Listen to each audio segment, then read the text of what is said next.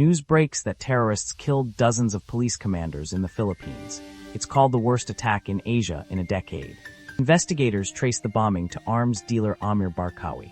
His family is accused of funding chaos across the globe to boost weapons sales. In Pakistan, Barkawi's son, Cameron, meets his father during his sister's wedding.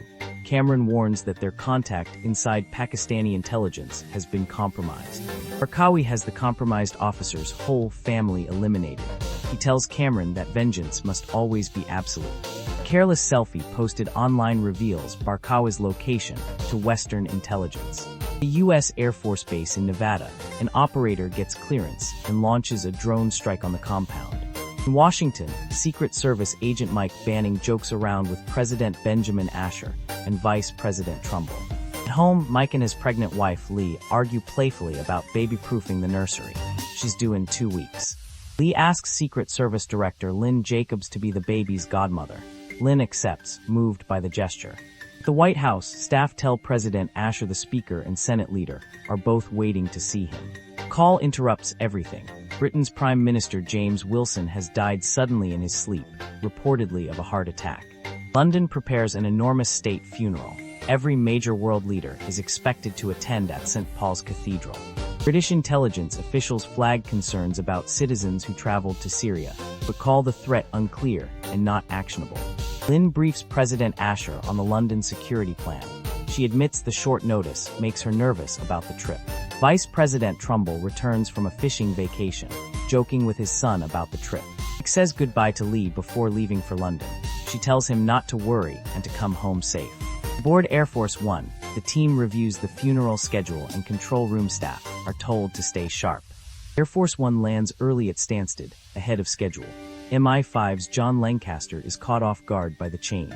At St. Paul's Cathedral, security reaches unprecedented levels as world leaders begin arriving for the funeral. The German Chancellor and Canadian Prime Minister exchange small talk with their families before the ceremony. Japanese and Italian prime ministers also arrive under heavy guard as motorcades converge on the cathedral. President Asher gets ready to leave for the service. He jokes with Mike that James always hated funerals. Suddenly, gunfire erupts. Men dressed as police officers open fire on the motorcades near the cathedral. Mike realizes the security has been completely compromised. He shoves Asher back into the car under heavy fire. Explosions rip through central London. Several world leaders are killed instantly as the attack spreads through the streets. Mike and fellow Agent Voight fight their way through the chaos, trying to get the president to a helicopter. They speed off in an armored Land Rover as communications go completely dark across the city. Enemy vehicles ram them during a brutal car chase. Voight is shot and badly wounded while driving. Despite Mike's efforts to keep him alive, Voight dies from his injuries in the back seat. Mike takes the wheel himself, fighting off a motorcycle gunman while racing toward the extraction point. News reports confirm 5 world leaders are dead, along with hundreds of civilians, in the coordinated attack. In Yemen, Amir Barkawi and his son Cameron celebrate. Barkawi declares that they've just changed the world. London remains in chaos with all communications down. Officials scramble satellites and drones to get eyes on the ground. In Washington, Vice President Trumbull, the Secretary of Defense, and NSA officials rush to organize a response. Marine helicopters lift the president into the air, but shoulder-fired missiles immediately start locking onto them. One by one, the helicopters run out of countermeasures. Marine 2 and Marine 3 are both shot down. The president's own helicopter takes a hit and crashes, but Mike, Lynn, and Asher survive the impact.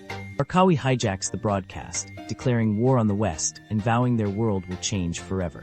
Officials identify Barkawi as the mastermind, a notorious arms dealer connected to terrorists and corporations worldwide. Barkawi calls Vice President Trumbull directly, demanding the president be handed over. Trumbull flatly refuses. Analysts race to trace shell companies Barkawi may have used in London to plan the attack. Hiding in the city, Mike and Asher realize the attackers are trained professionals, meaning someone on the inside must be helping them.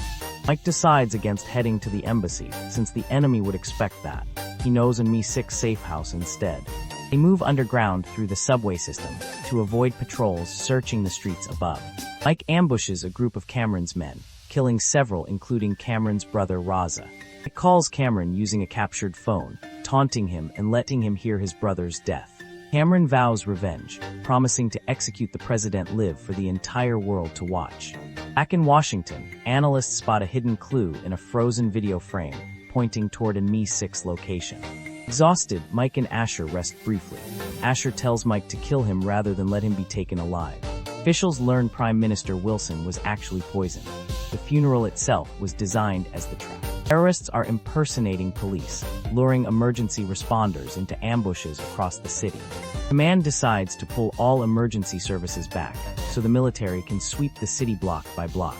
Mike and Asher finally reach Mi-6 agent Jax at her safe house, exhausted and low on options. A coded message using a private joke confirms Mike's identity, and a Delta team is confirmed en route to extract them. Jax reveals that a U.S. drone strike 2 years earlier killed Barkawa's daughter, explaining his thirst for revenge. He realized the terrorists infiltrated London's CCTV network and copied police Wi-Fi credentials to move undetected. In a quiet moment, Asher tells Mike about the daily jokes he shares with his son and what fatherhood really means. NSA analysts flag unusual power spikes at an abandoned construction site in central London. The SAS is alerted to the site, while Mike's convoy heads toward the extraction point. The convoy is ambushed again on the road, forcing a violent scramble to break free. In the chaos, President Asher is snatched by Cameron's men and taken away before Mike can stop it. SAS Captain Tutu confirms the terrorists' plan to publicly execute Asher at 8 p.m. Live online. Cameron taunts the captured president, telling him he'll go down in history as his execution streams to billions. Scotland Yard orders Mike to stand down and wait for backup, but he refuses and joins the SAS assault anyway.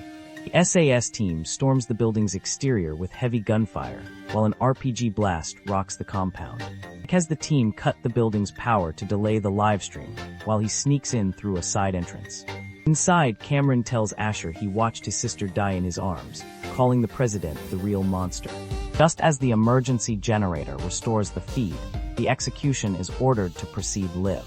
As the world watches, Asher defiantly begins reciting his presidential oath, instead of pleading for his life. Mike bursts in and shoots Cameron dead just before he can pull the trigger, saving the president. Asher defiantly tells the camera that no attack will ever break his country, then a grenade forces them to scramble. Mike and Asher fight through the last gunmen as the building comes apart around them. Trapped inside a collapsing stairwell, demolitions expert Huxley detonates a charge to blast them a way out. Search teams find no sign of survivors for agonizing minutes before confirming the president is alive.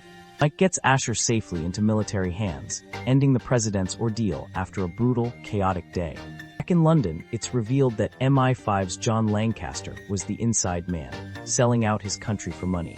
Jax confronts Lancaster and executes him on the spot after he tries to justify his betrayal. Barkawi calls again, vowing this war has only just started and will never truly end. As he speaks, a military jet locks onto his location and finally kills him in an airstrike. 2 weeks later, London begins rebuilding under a new prime minister, who vows the city will rise again.